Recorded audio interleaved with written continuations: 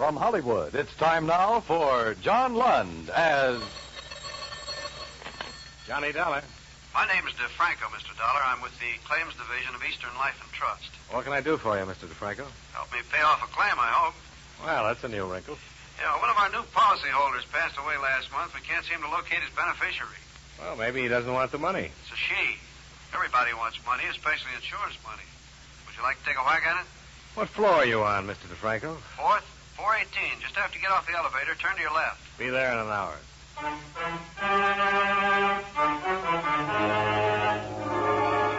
John Lund in a transcribed adventure of the man with the action-packed expense account, America's fabulous freelance insurance investigator. Yours truly, Johnny Dollar.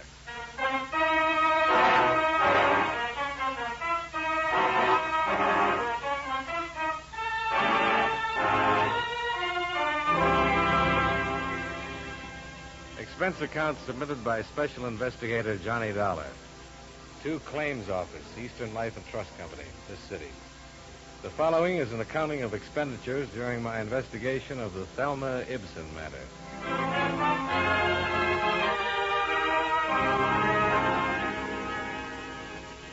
Expense account item 1, 15 cents, bus fare, from my apartment to Milton DeFranco's office, where we got right down to business. The deceased was a man named John Linden. He made his living selling papers in front of the Metropolitan Building. Oh, on 3rd Street? Yes. Did you ever see him? Yeah, I guess I have. Somehow you never think of someone like that leaving insurance money. No, you don't. But he took out 2 policies November the 5th, 1940, both of them $500 life. Uh-huh. So he has an estate of $1,000 that we have to give to a person named Thelma Ibsen. His daughter or something? No relation at all, just someone who stopped and talked to him one day. She must have had quite a line. Yeah, you'd think so, but I doubt it. She was only 10 years old at the time. Oh. I got all this from the agent who wrote up the policy. Used to buy his papers from old John. One day he told the agent he wanted to take out some life insurance so he could do something nice for a little girl he'd met that afternoon. And that's it. Well, quite a profitable meeting for her, huh? Yeah. Of course, $1,000 isn't a lot of money these days. But from him, it's a lot. Yeah. Thelma Ibsen must be 23 or 4 by now. I'd like to see her face when she gets that insurance check and finds out who it's from and why. Might prove something about something. Yeah, it could, or maybe she isn't doing nice things for people anymore. Well, let's hope she is. I keep thinking of that old man out there hustling papers every day to make his $1.52 in premiums every week.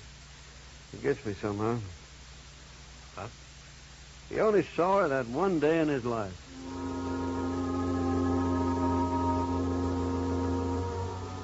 The local address for Thelma Ibsen was 213 Brainbridge.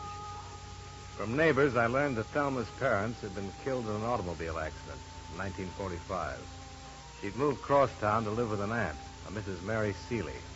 Mrs. Seeley died in 1950. Again, Thelma had moved. Where, nobody seemed to know.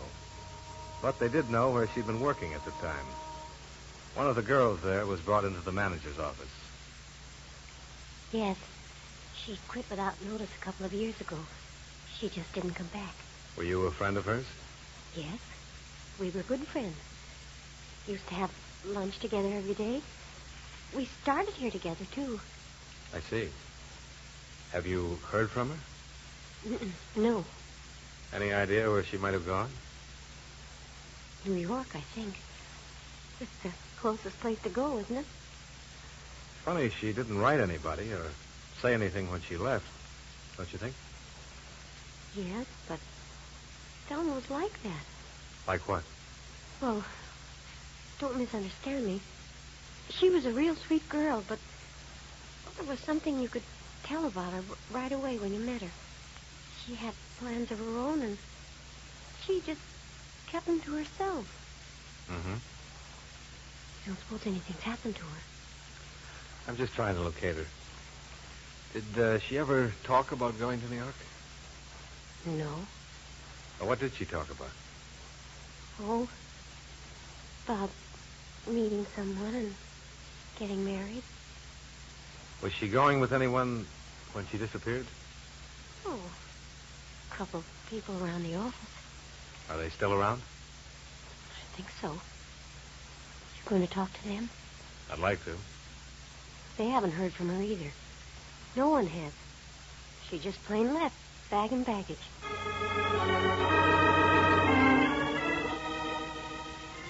At the apartment hotel where she'd been living since her aunt's death, I learned that Thelma Ibsen had suddenly checked out with all of her belongings around Christmas of 1950. No forwarding address. The hospital, jail, and morgue records for the previous 2 years were covered. Nothing came up. A high school annual provided a fairly good picture of a tall, smiling girl with a pleasant face looking out from under a miter cap. The Motor Vehicle Bureau recorded a driver's license issued in her name. A right thumb and forefinger print came with it. The picture, the prints, and all available information went into a file. Thelma Ibsen became a missing person.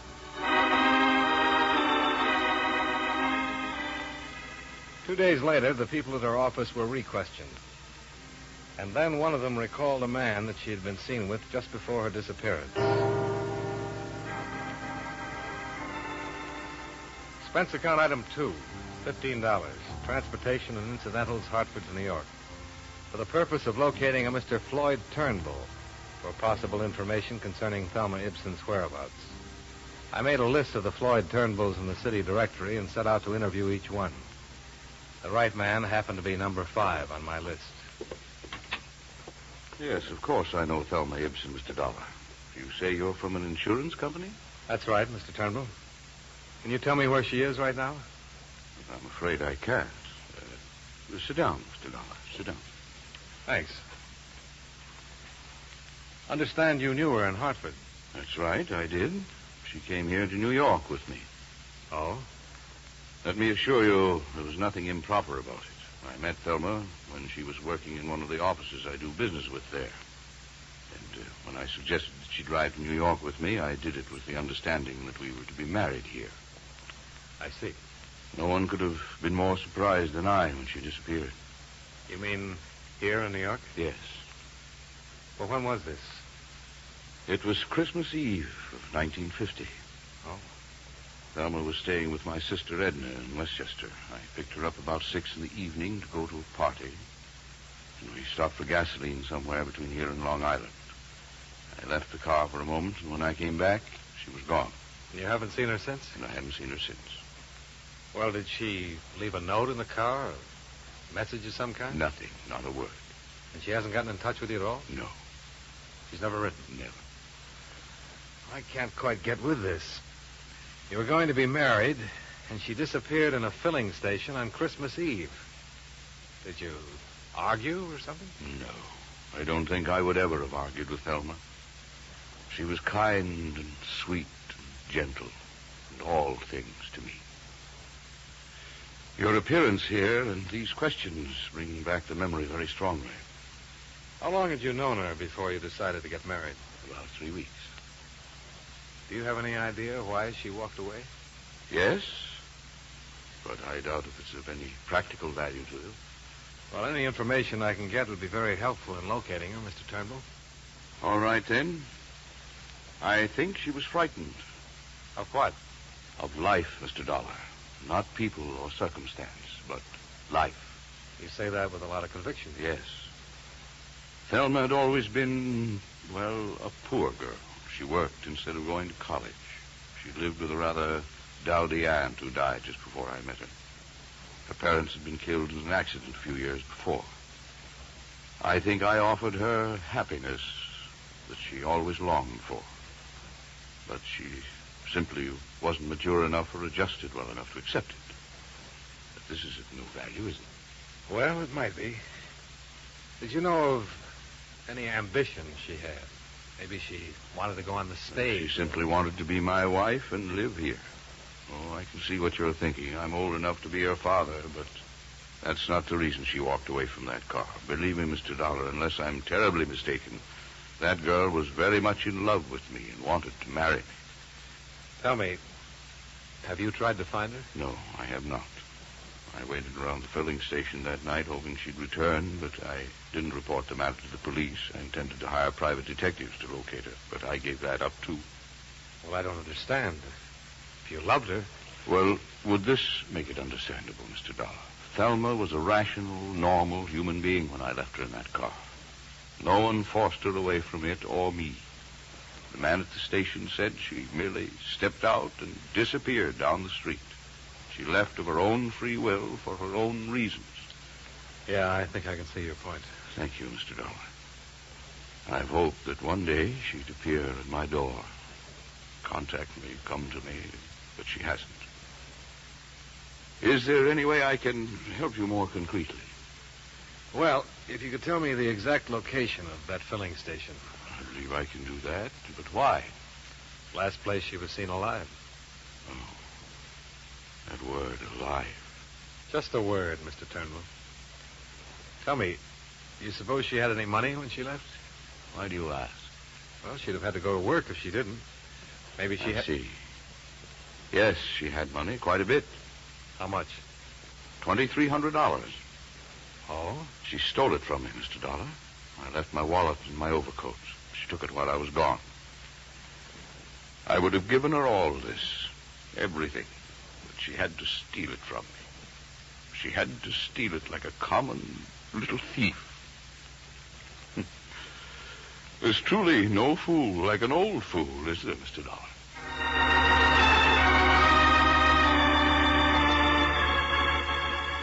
When I left Turnbull, it struck me. Here was the second elderly man in Thelma Ibsen's life.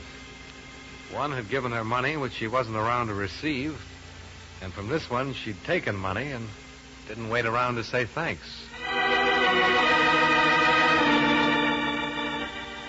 Expense account item 3, $50.50. Car rental and incidentals involved in checking Floyd Turnbull's story.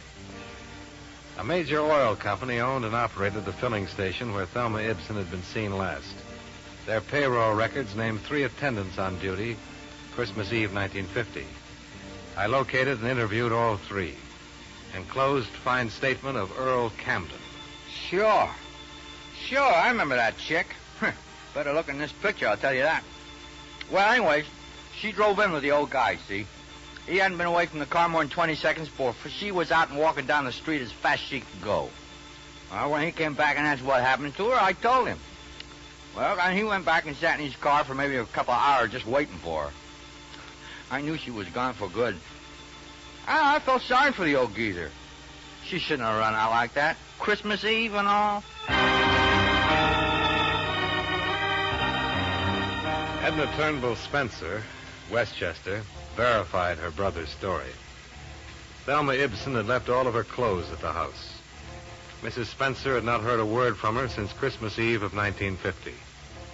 The matter went to the New York Police Missing Persons Bureau. A check on the morgue and hospital records was unsuccessful. However, the police fingerprint files turned up an interesting lead. Misdemeanor, drunk, disturbing the peace. She was fined $25 a night, court April 25th, 1951. What's the address? 1212 Yardley. 1212 Yardley. Okay.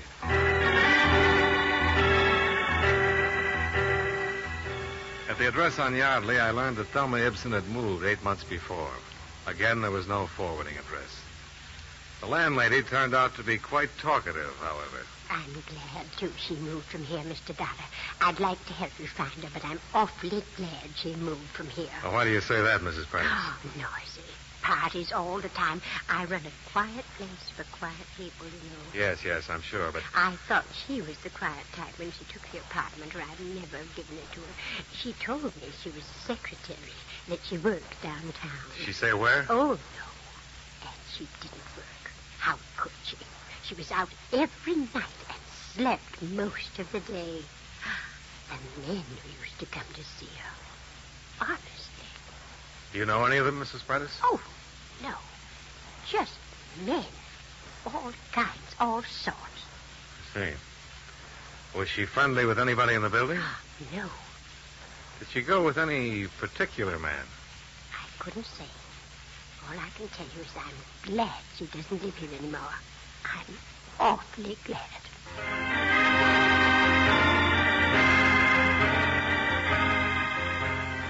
The more people I talked to, the more I learned about Thelma Ibsen, and the less I liked what I heard. I went back to the city hall. It had occurred to me that hardly anyone is ever arrested for being drunk and disturbing the peace alone. I was right. The night court files revealed that Thelma Ibsen had been arrested with 8 other people. I took down their names and began to check them out. Number 6 down the line was a man named Unger, who was in the hosiery business. Yes, he remembered Thelma Ibsen very well.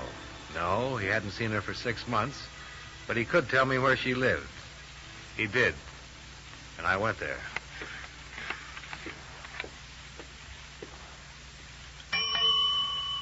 Yes, sir. May I help you? I'm looking for Miss Thelma Ibsen. Oh, I'll ring her room. Is she expecting you? No. My name is Dollar. It's a business matter. Mr. Dollar. That's right. Just a moment. I'm ringing. Well, I don't understand that. What? She came in about a half hour ago. I know she's up there. Well, maybe she came out again. No, I'd have seen her. I've been at the desk all the time. Well, if that isn't the strangest thing. Maybe she's visiting one of the other apartments. Perhaps. Would you like to leave a message, Mr. Dollar? Well, it'll be okay if I go up and camp on her doorstep. I've been looking for her for a long time now. Of course.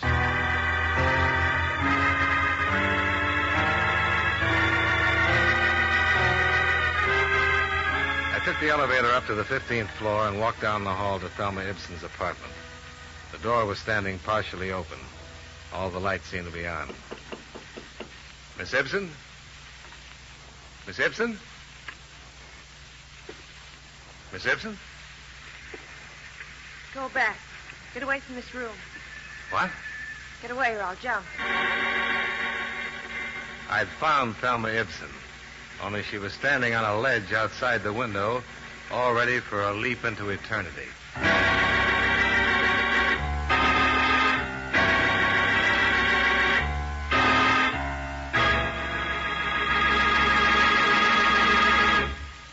We'll return to yours truly, Johnny Dollar, in just a moment.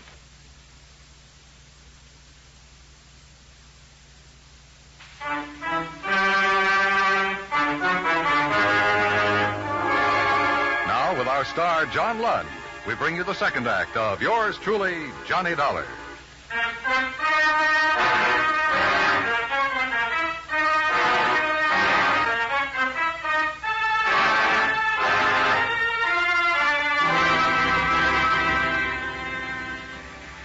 Come any closer. I won't. Thelma, What? you better come in now. You don't want to do this. I'm going to do it. It's cold out there. Don't you think you should come inside? I'm going to jump. Stay away now. Don't try to grab me. I'll do anything you say, Thelma. Okay. I never saw you before. How do you know my name? I've seen you. No, you haven't. I remember people. Watch. Just going to light a cigarette. Do you want one? No. Can I have one? All right. Where did you see me? In a picture. In your high school annual. You went to high school in Hartford. I don't know you. What's your name? Johnny Dollar? Are you from Hartford? Yeah. Step over there. Let me see your face in the light. No. You aren't from Hartford. You're lying to me. Mr. Dollar, I wanted to... Go away or I'll jump. Why, Miss Ibsen? Go on. Get out of here. Go ahead. Call the police. Yes, of course, of course. I heard you tell him to call the police. I don't care. They can't stop me. Nobody can stop me. Maybe they won't even try, Thelma. Oh, I know they will.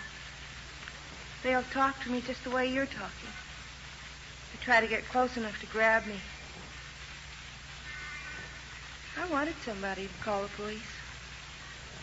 I want them all down there waiting for me to jump. When the crowd's big enough, I'll jump right down there. I'm not afraid to do it. Why do you want to jump, Thelma? I have my reasons. Look. There's a couple of people down there who see me. They'd like to see me jump.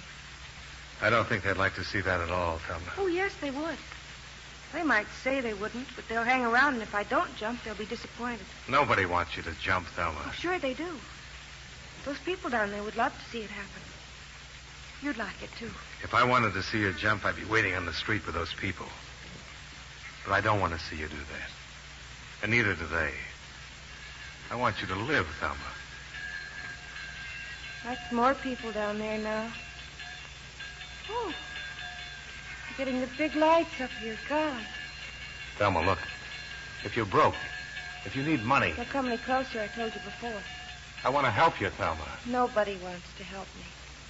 Nobody's ever wanted to help me. You're wrong about that. Floyd Turnbull wanted to help you. Floyd Turnbull? You met him? Yes. And he's still very much in love with you. After I stole money from him and walked out on him? The money meant nothing to him. He still loves you, Thelma. Thelma? I don't love him. I never loved him. He thought so. He was just nice. Why did you leave him that way?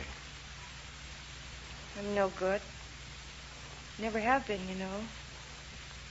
I've never been any good to anybody. Would you like to talk to Floyd? No. I don't want to talk to him or anybody. I know. But after I jump, I want you to tell Floyd something. Sure. Tell him I meant to send the money back to him. I didn't think it was that much. Tell him I never was any good at all. That I left him because of that. All right. You can tell him I loved him.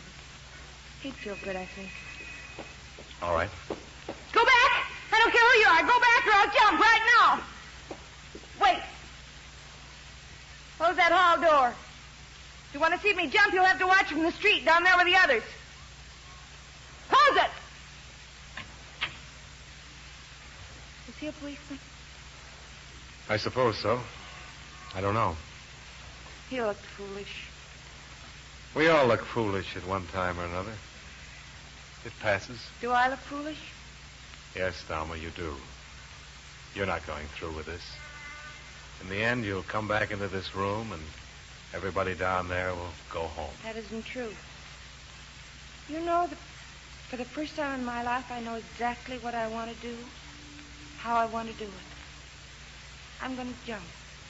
From what I know about you, I thought you always knew pretty much what you wanted out of life. I never knew anything. And it's all botched up. I'd be happy one minute and crying the next.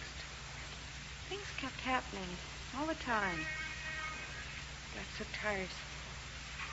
When Mom and Daddy died, I should have died too.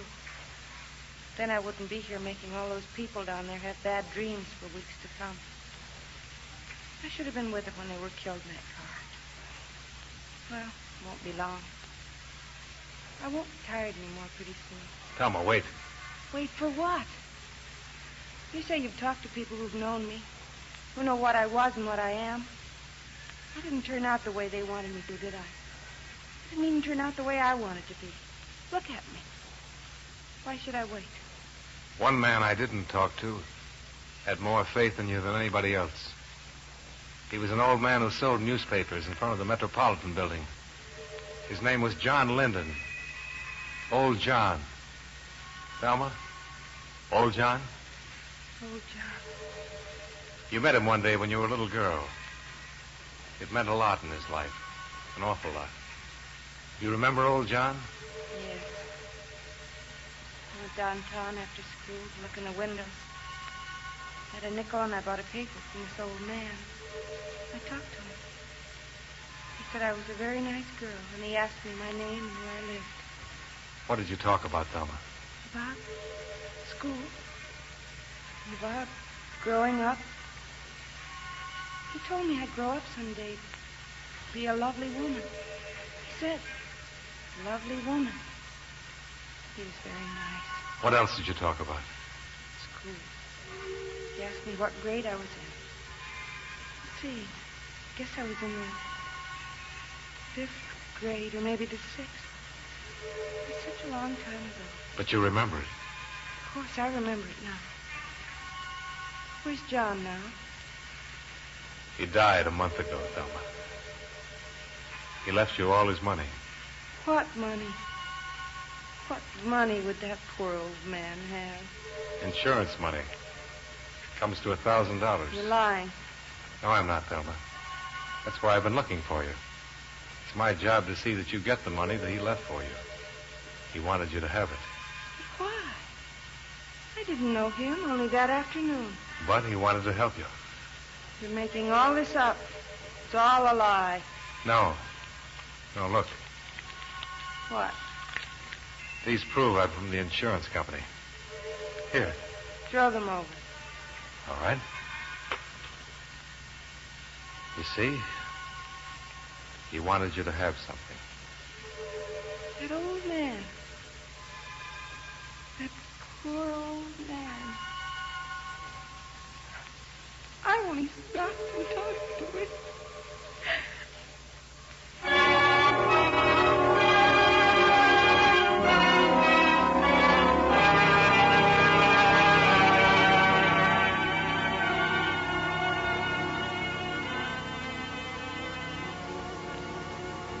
Expense account item 4, $3.50.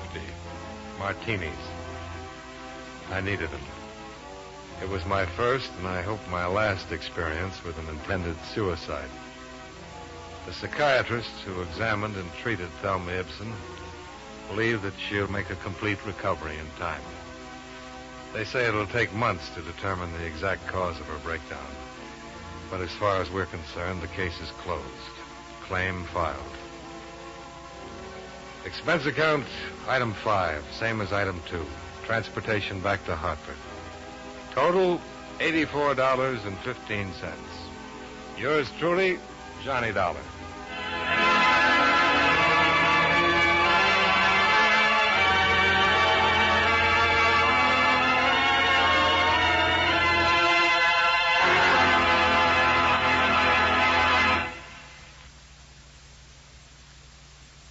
Yours truly, Johnny Dollar, stars John Lund in the title role and is written by E. Jack Newman with music by Eddie Dunstetter.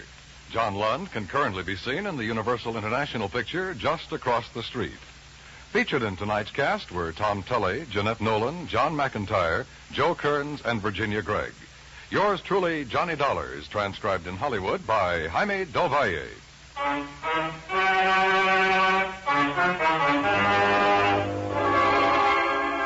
This is Dan Cubberly inviting you to join us next week at this time when John Lund returns as... Yours truly, Johnny Dollar.